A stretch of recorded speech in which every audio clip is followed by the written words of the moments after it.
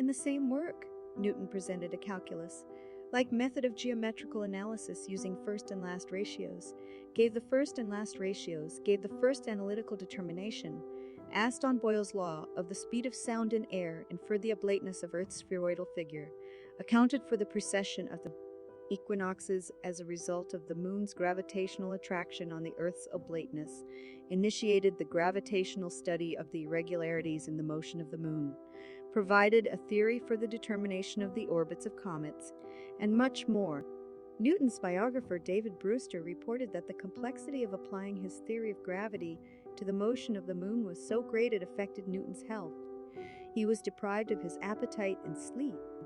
During his work on the problem in 1692-93, and told the astronomer John Machine that his head never ached but when he was studying the subject.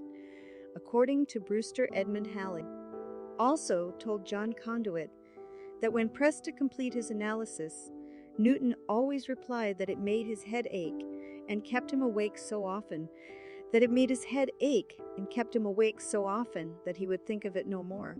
Newton made clear his heliocentric view of the solar system, developed in a somewhat modern way because already in the mid-1680s he recognized the deviation of the sun from the center of gravity of the solar system. For Newton, it was not precisely the center of the sun or any other body that could be considered at rest, but rather the common center of gravity of the earth. The sun and all the planets is to be esteemed the center of the world, and this center of gravity either is at rest or moves uniformly forward in a right line. Newton adopted the at-rest alternative in view of common consent that the center, wherever it was at rest.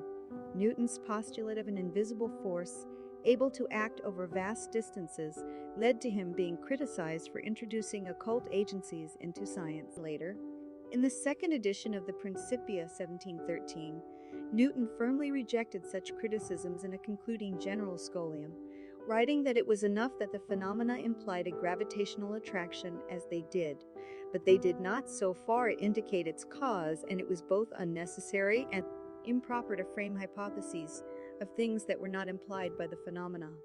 Here Newton used what became his famous expression hypotheses non fingo with the Principia. Newton became internationally recognized. He acquired a circle of admirers, including the Swiss-born mathematician Nicolas Fatio de Duillier. In 1710, Newton found 72 of the 78 species of cubic curves and categorized them into 4 types. In 1717, and probably with Newton's help, James Stirling proved that every cubic was one of these 4 types.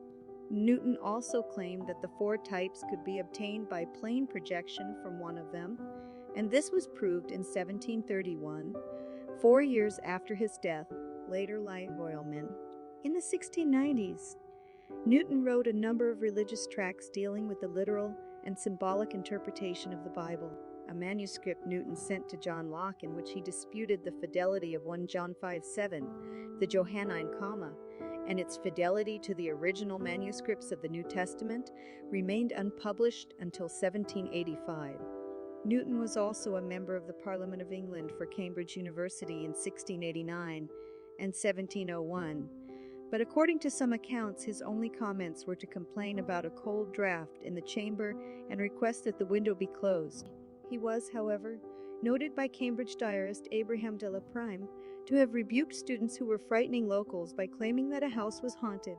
Newton moved to London to take up the post of Warden of the Royal Mint in 1696, a position that he had obtained through the patronage of Charles Montague, 1st Earl of Halifax, then Chancellor of the Exchequer.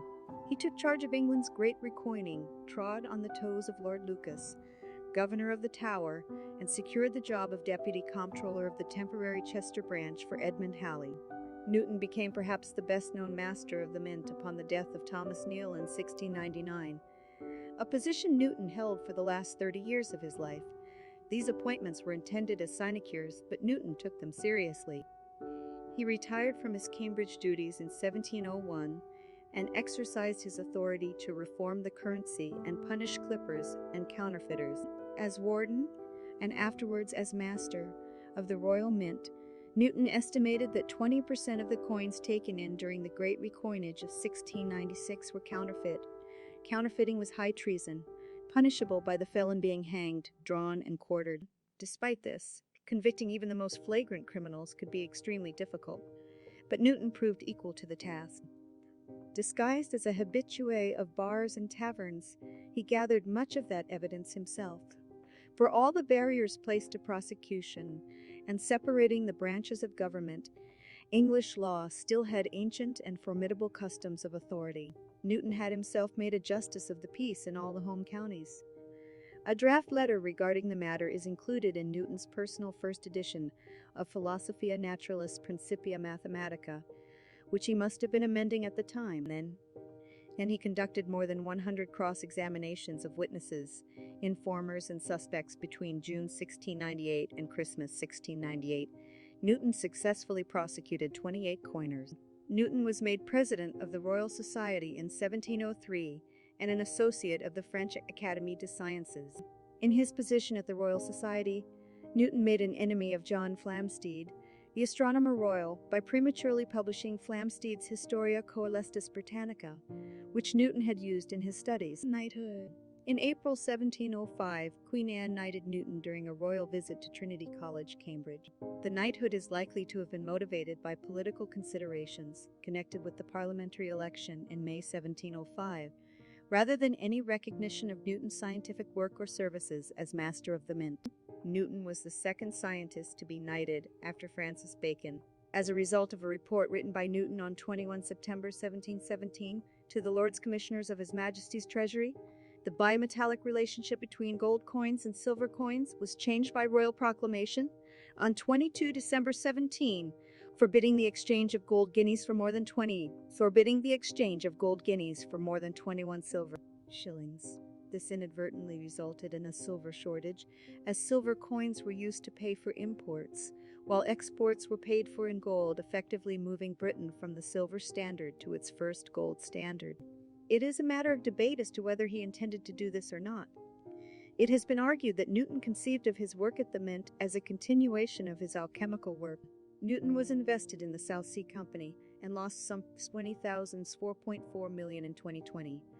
When it collapsed in around 1720, toward the end of his life, Newton took up residence at Cranberry Park, near Winchester, with his niece and her husband until his death.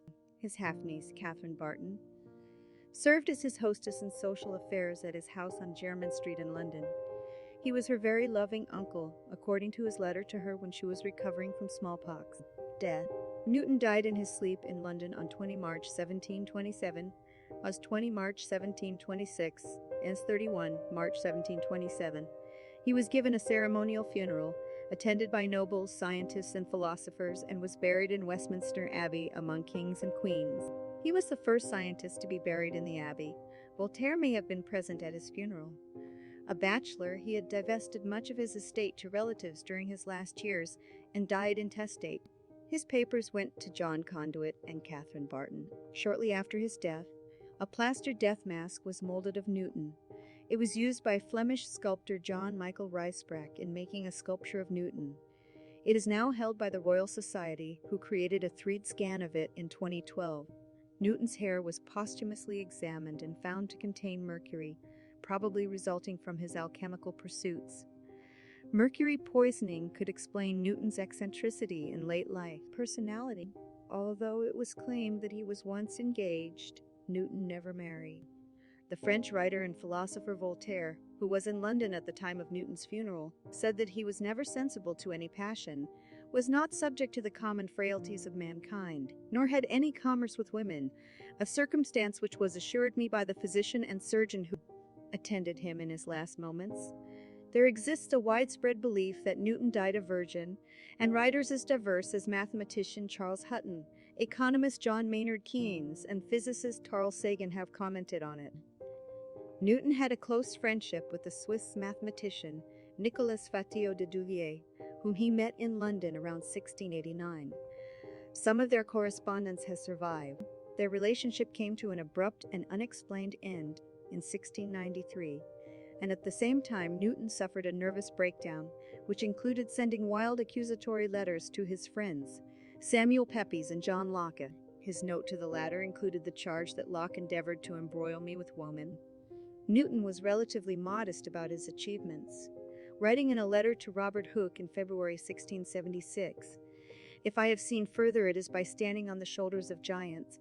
Two writers think that the sentence, written at a time when Newton and Hooke were in dispute over optical discoveries, was an oblique attack on Hooke, said to have been short and hunchbacked, rather than, or in addition to, a statement of modesty. On the other hand, the widely known proverb about standing on the shoulders of giants, published among others by 17th century poet George Herbert, a former orator of the University of Cambridge and Fellow of Trinity College in his Jacula Prudentum, 1651.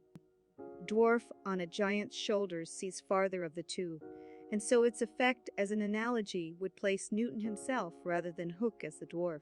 In a later memoir, Newton wrote, "I do not know what I may appear to the world, but to myself I seem to have been only like a boy playing on the seashore, and diverting myself in now and then finding a smoother pebble or a prettier shell than ordinary, whilst the great ocean of truth lay all undiscovered before me." Hey everyone, I hope you enjoyed the video. If you did, please don't forget to give it a thumbs up, subscribe to the channel, and ring that bell to stay updated on all our latest content. Thanks so much for watching, and I'll see you in the next one.